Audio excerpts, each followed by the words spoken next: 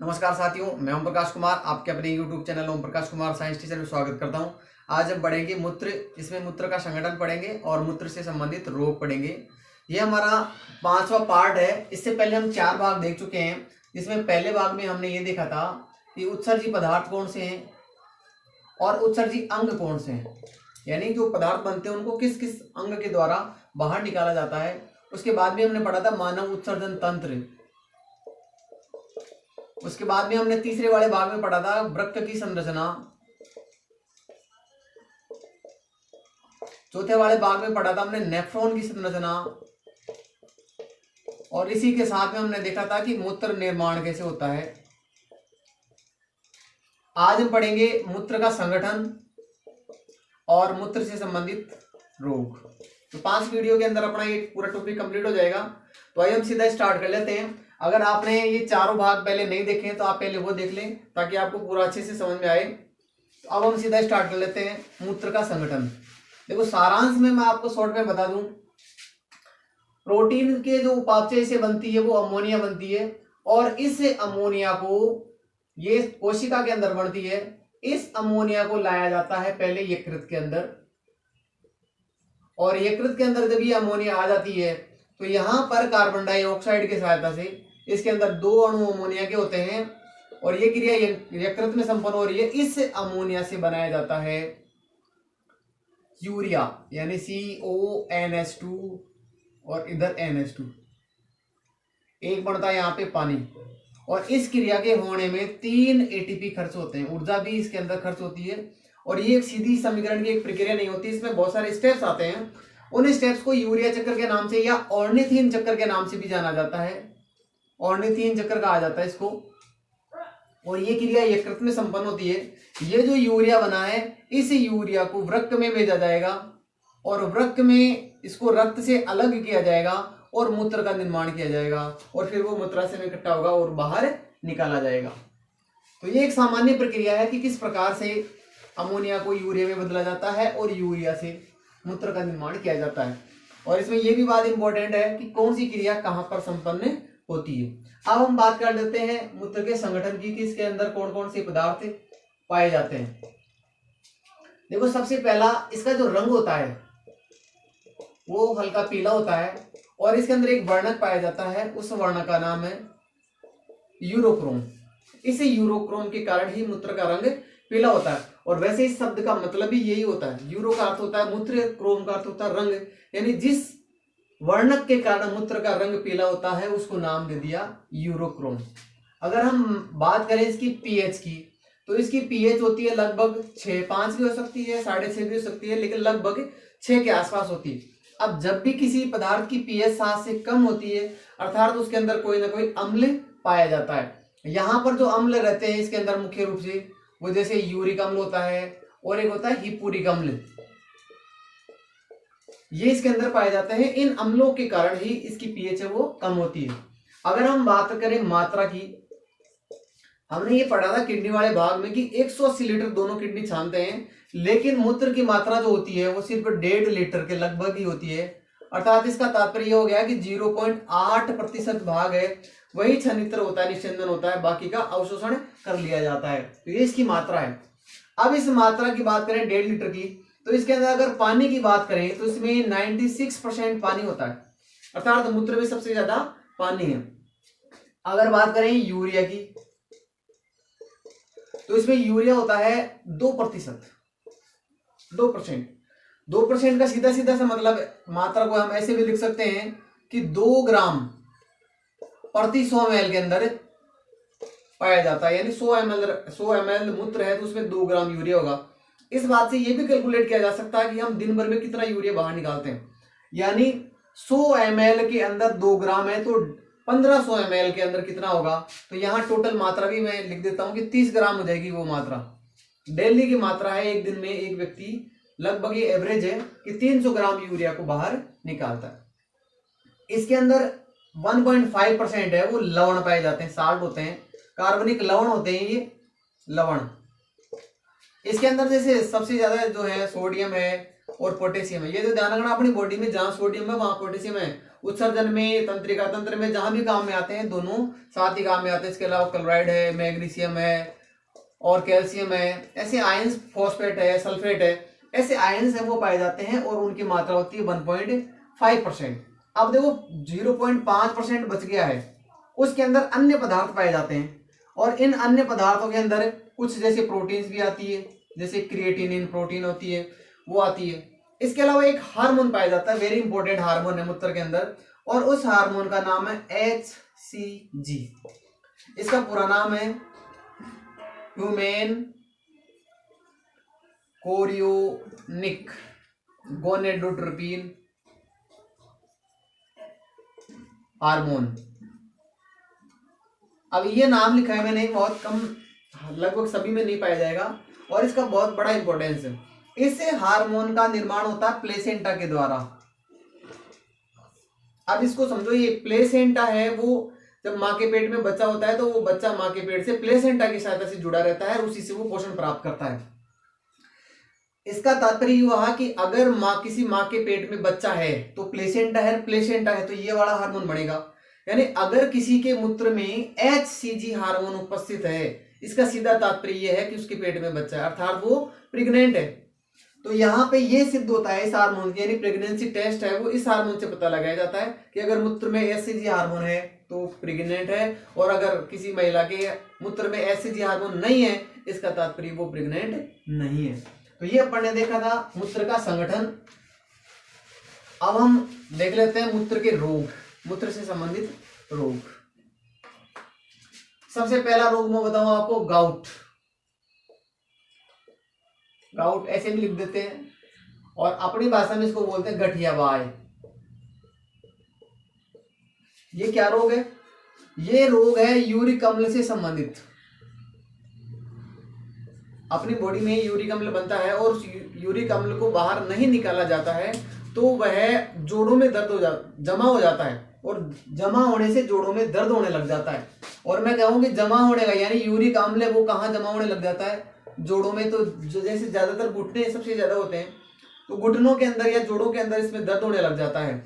हम बोले कि जोड़ों का जाम होना ही, यानी अगर जोड़ों के अंदर यूरिक अम्ल जमा हो गया तो गोड़े जाम हो जाएंगे। जोड़ हैं जैसे वो अपने घुटने होते हैं वो इसमें जाम हो जाते हैं। दूसरा रोग है पथरी। पथरी नाम से पता लग रहा है, स्टोन बोलेंगे, पत्थर बोलेंगे। ये पत्थर बना हुआ होता है कैल्शियम ऑक्जिलेट का। कंपटीशन में ये प्रश्न कई बार पूछा जाता है कि जो पथरी बनती है वो किसकी बनती है? कैल्शियम ऑक्जिलेट और फॉस्फेट के ये इसमें लवण जमा हो जाते हैं, और कई बार यूरिक अम्ल है उसके क्रिस्टल भी जमा हो जाते हैं। ये जमा कहाँ होते हैं? ये भी इंपॉर्टेंट प्रश्न है। ये जमा होते हैं रीनल पेल्विस के अंदर, किडनी वाले भाग में। हमने ये देखा था कि अगर रीनल पेल्विस वाले भाग में कोई पत्थर जमा हो जाए, वो पत्थर कैल्शियम ऑक्जिलेट या यूरिक अम्ल का हो सकता है, तो वो रोग कहलाएगा पथरी। और ऐसा होने से क्या है, यूरेटर में मूत्र आगे की ओर जाएगा नहीं, और जाएगा नहीं मूत्र तो वहां जाम हो जाएगा और भयंकर दर्द होगा। हम डॉक्टर के पास में जाएंगे, डॉक्टर फिर ऑपरेशन करके इसको बाहर निकाल देते हैं या दवाइयों की सहायता से इस पत्थर को गला देते हैं, और ये फिर मूत्र के साथ छोटे छोटे टुकड़े होके मूत्र में बाहर निकल जाता है। तीसरा अपन रोग देते हैं नेफ्राइटिस। देखो नेफ्राइटिस है, आप एक वर्ड ध्यान रखना, आइटिस। अगर किसी भी वर्ड के अंत में आइटिस लगा हुआ है, इसका मतलब यह है कि वहां पे दर्द होगा, वहां पे जलन होगी, और वहां पे सूजन होगी। अगर किसी भी जगह बॉडी में दर्द, जलन, सूजन हो रही है तो उस रोग के अंत में आइटिस लग जाता है। ब्रोंकाइटिस आप समझ सकते हैं कि इसमें क्या हो रहा होगा, फेफड़ों के अंदर दर्द, जलन, सूजन। तो यहाँ पे नेफ्रो जो शब्द है, नेफ्रोन के अंदर ऐसा होता है, नेफ्रोन में दर्द, जलन, सूजन हो रही है तो वहां पे नेफ्राइटिस रोग हो जाएगा, और ऐसा एक जीवाणु के कारण होता है।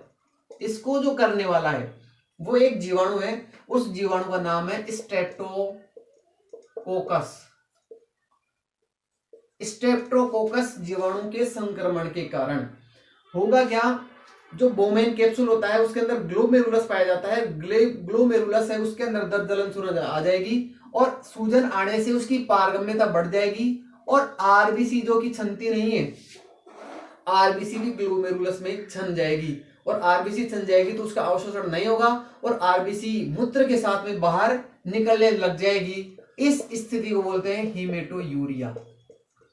यूरिया का मतलब ही मूत्र है एक तरह से, हीमेटो यानी आरबीसी, हीम से यानी रक्त से संबंधित है ये, अर्थात यूरिया यानी मूत्र के अंदर अगर आरबीसी बाहर निकलने लग जाती है, ऐसी स्थिति को कहते हैं हीमेटोयूरिया। और ऐसा होता है नेफ्राइटिस के अंदर, क्योंकि जीवाणु के संक्रमण से ग्लोमेरुलस की पारगम्यता बढ़ जाती है। चौथा रोग देखते हैं ग्लाइकोस्यूरिया।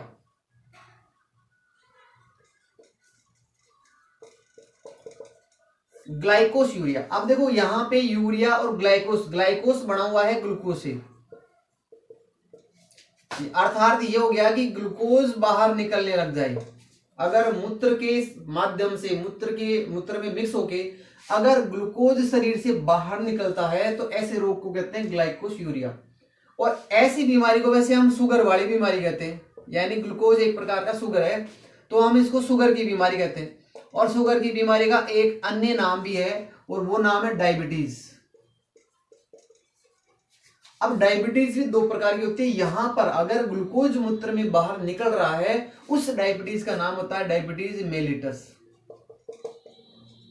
मेलिटस यानी मीठा याद रख सकते हो, क्योंकि अभी डायबिटीज दो प्रकार की दूसरी एक और बीमारी आएगी। मेलिटस का मतलब है मीठा, मीठा यानी ग्लूकोज बाहर निकल रहा है।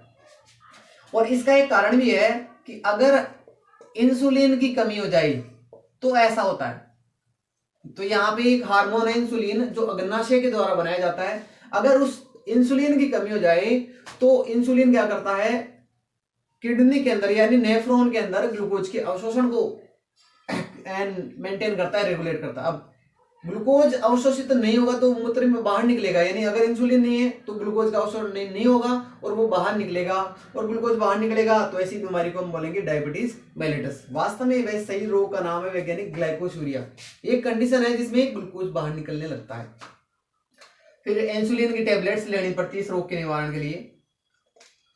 एक है जैसे अभी डायबिटीज मेलिटस अपन ने देखी है, तो diabetes insipidus,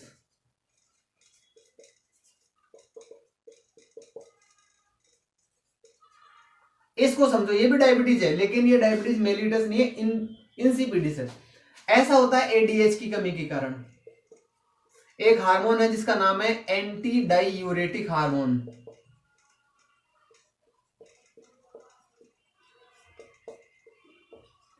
anti diuretic hormone ये क्या करता है, जैसे इंसुलिन करता है ग्लूकोज का अवशोषण और एडीएच हार्मोन वो करता है जल का अवशोषण। सोचो यहाँ पे ग्लूकोज का अवशोषण नहीं होगा तो ग्लूकोज बाहर निकल जाएगा, रोग का नाम हो गया डायबिटीज मेलिटस। यहाँ पे अगर एडीएच नहीं होगा तो जल का अवशोषण नहीं होगा, और जल का अवशोषण नहीं होगा इसका मतलब जहां मूत्र की मात्रा 1.5 लीटर है डेली की, अब ये मात्रा बढ़ जाएगी क्योंकि जल का अवशोषण नहीं होगा, ये 2 लीटर 3 लीटर तक मात्रा ये पहुंच जाएगी। और इतनी मात्रा जब मूत्र की होगी तो मूत्र की मात्रा बढ़ जाएगी और हमें बार बार मूत्र जाना पड़ेगा। अर्थात देखा जाए तो यहाँ पर जल बाहर जाएगा, और जल बाहर जाने का मतलब है इसमें मूत्र की मात्रा वो बढ़ जाती है, और ऐसे रोग का नाम है डायबिटीज इंसिपिडस। अगर एल्केप्टोन यूरिया यानी एल्केप्टोन बाहर निकल जाए या एल्केप्टोन यूरिया, नूरिया भी बोल सकते हैं एल्केप्टोन यूरिया, इसमें एक प्रोटीन होती है एल्केप्टोन,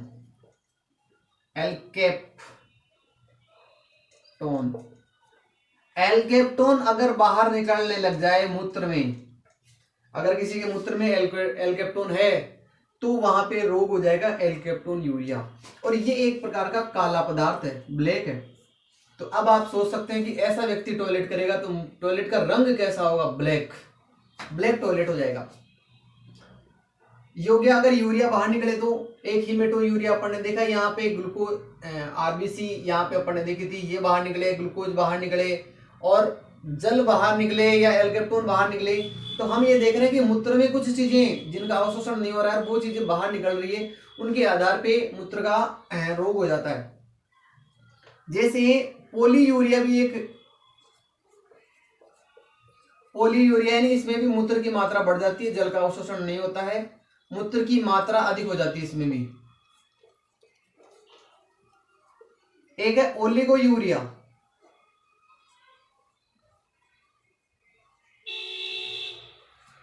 ओलिगो का मतलब होता है कम, अर्थात अगर मूत्र की मात्रा कम हो जाए यानी जल का अवशोषण अधिक हो जाए तो मूत्र की मात्रा हो जाएगी कम, और ऐसे रोग को बोलेंगे ओलिगोयूरिया।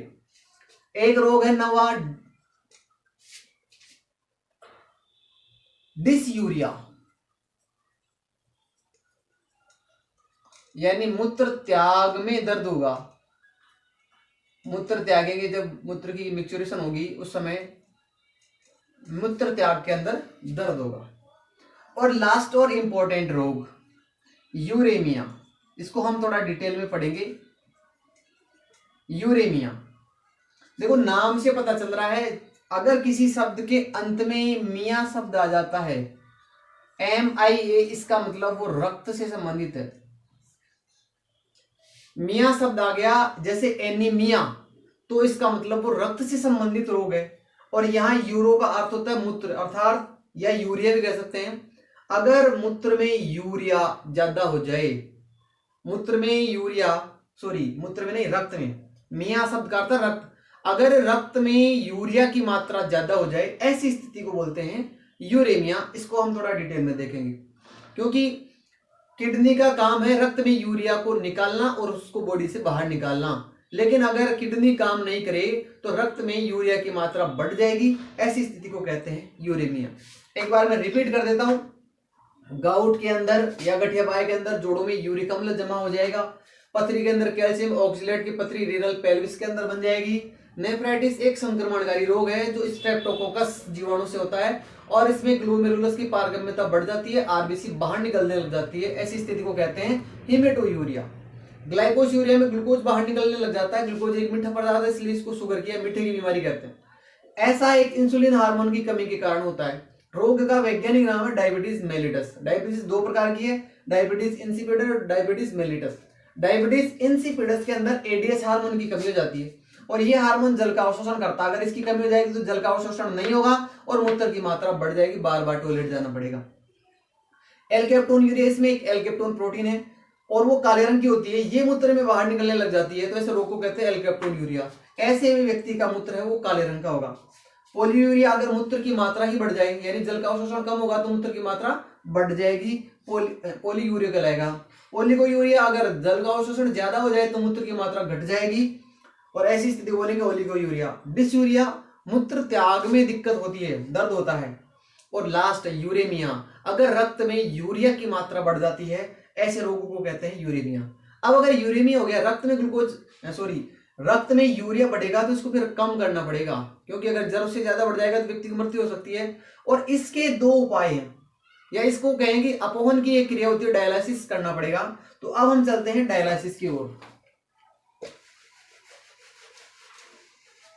यानी अब हमें यूरेमिया जो रोग है इस रोग का निवारण पढ़ेंगे कि अगर रक्त में यूरिया की मात्रा बढ़ जाए तो क्या होगा और कैसे उससे निजात पाई जाएगी। तो इसकी निजात पाने की जो क्रिया है उस क्रिया को कहा जाता है अपवहन, और अगर इंग्लिश में बात करें तो इसको बोलते हैं डायलिसिस।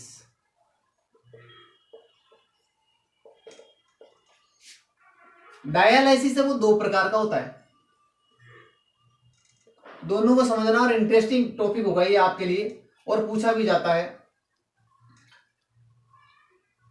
एक होगा हीमोडायलिसिस,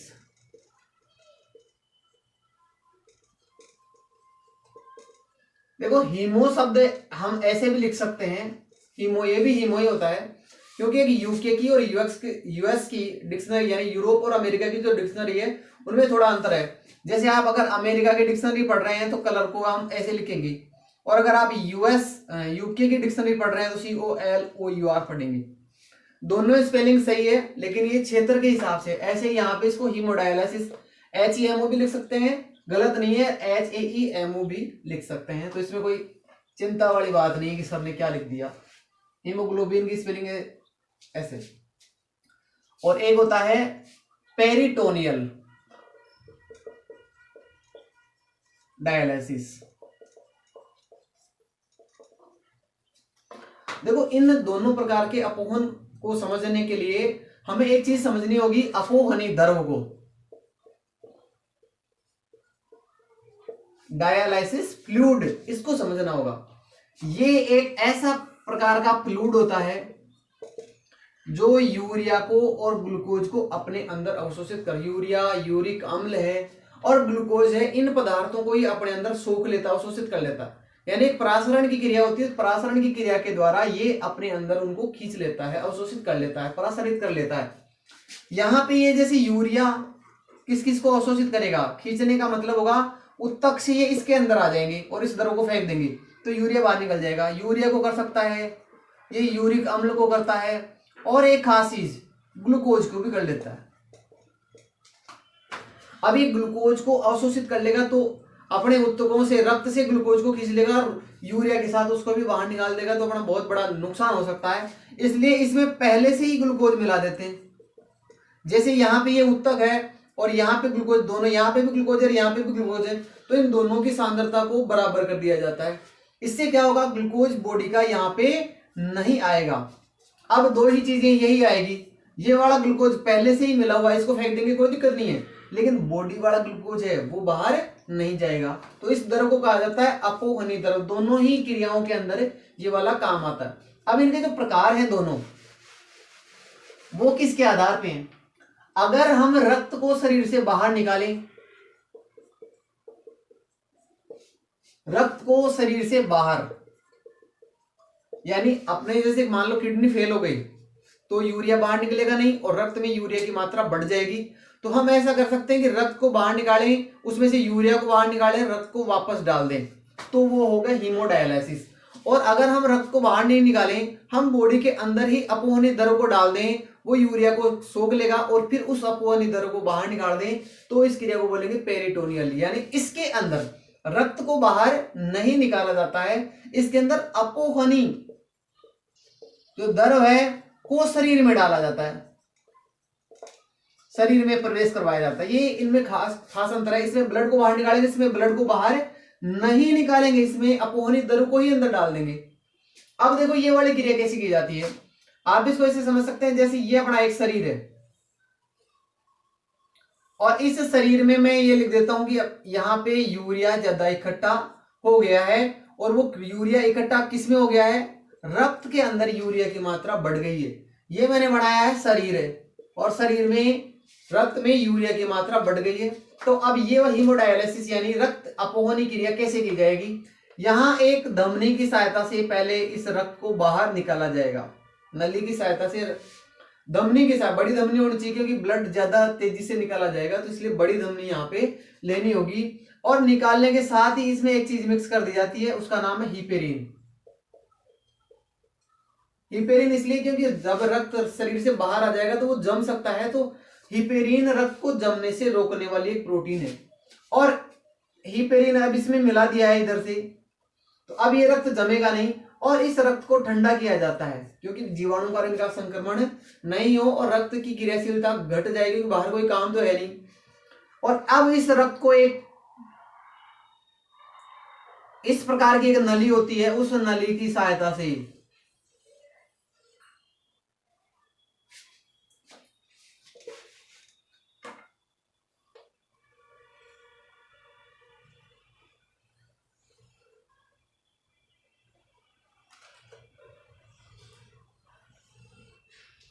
एक लिक्विड रहता है, उस लिक्विड के अंदर डुबो दिया जाता है। और ये वाला जो लिक्विड होता है यहाँ पे, इस वाले लिक्विड को कहा जाता है अपोहनी द्रव, जिसकी चर्चा मैंने अभी की थी। ये ऐसा द्रव होगा जब रक्त यहां से जाएगा तो इसके अंदर ये जो नली होगी, अब इसके अंदर अपोहनी द्रव में डूबी हुई है, ये वाली नली सेलाफेन की बनी हुई होती है। सेलाफेन एक प्राकृतिक या कहें कि कृत्रिम पदार्थ है जो सेलुलोज से बनाया जाता है। इसमें यहाँ पे छोटे छोटे छिद्र होते हैं इसकी दीवार में, यानी एक सेलाफेन की नलिका है, इस नलिका में छोटे छोटे छिद्र होते हैं। उन छिद्रों की सहायता से क्या होगा, ग्लूकोज सॉरी ग्लूकोज तो नहीं है क्योंकि ग्लूकोज पहले से यूरिया और यूरिक अम्ल वो इस द्रव में आ जाएंगे, अपोहनी द्रव में आ जाएंगे इस सेलोफोन की नलिका से। यानी जब रक्त यहां से आएगा तो उसके यूरिया और ये चीजें यहाँ अपोहनी द्रव में आ जाएगी और इस रक्त को हम वापस यहाँ पे बॉडी में चढ़ा देंगे। अब देखो चढ़ाने से पहले जब हमने ठंडा किया तो ठंडा नहीं चढ़ाएंगे, यहाँ पे थोड़ा सा गर्म कर देंगे। और गर्म करने का मतलब ये नहीं है कि हम इसको उबाल देंगे, हम इतना गर्म करेंगे कि जितना अपना शरीर का तापमान होता है उतना गर्म करेंगे। दूसरा देखो अपन ने यहाँ पे हिपेरिन मिलाया था, तो अब अपने को इस हिपेरिन को भी बाहर निकालना है। हम बाहर निकाल नहीं सकते इसलिए इस हिपेरिन को नष्ट करने वाली चीज डाल देते हैं एक तरह से। यानी अब हम इसके अंदर मिला देंगे एंटी हिपेरिन।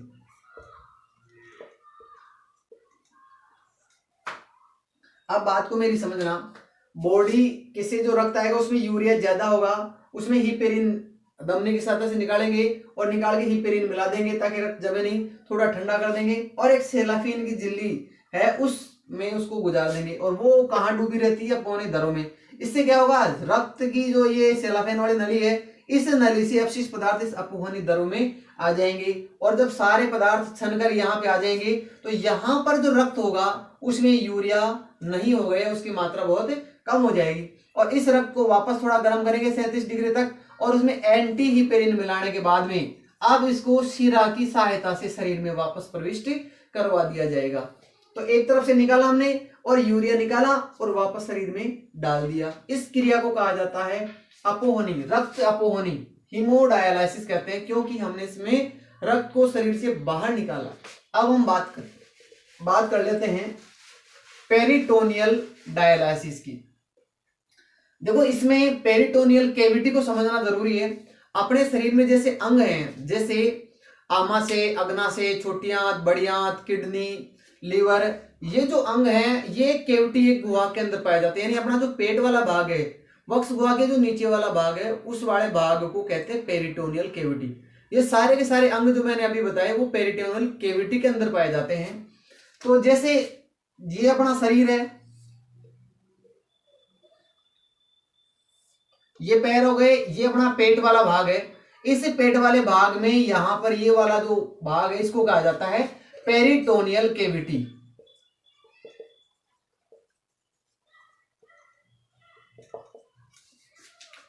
इसकी खास बात, इसके अंदर लीवर, किडनी, सारे अंग इसी के अंदर पाए जाते हैं।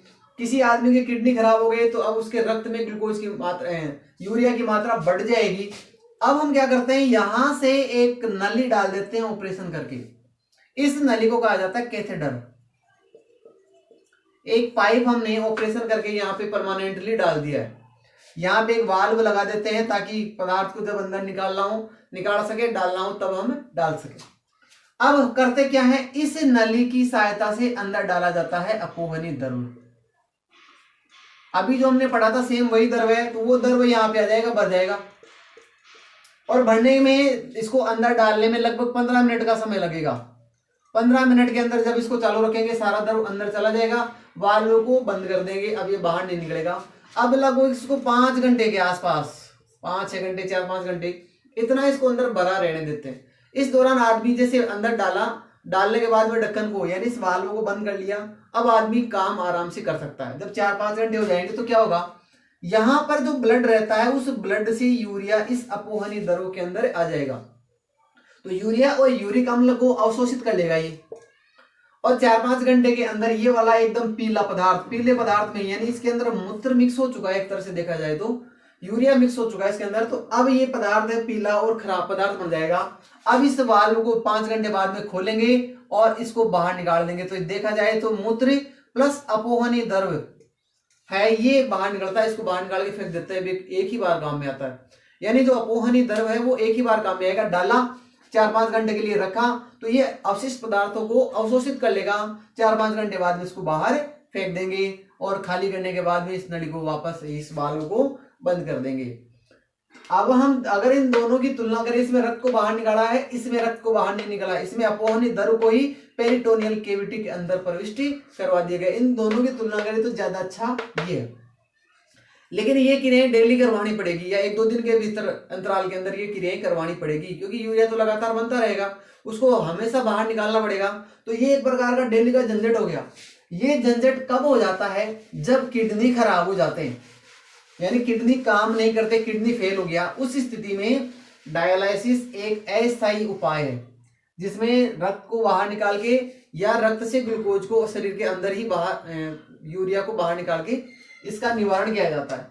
इसका एक निदान और है, और वो है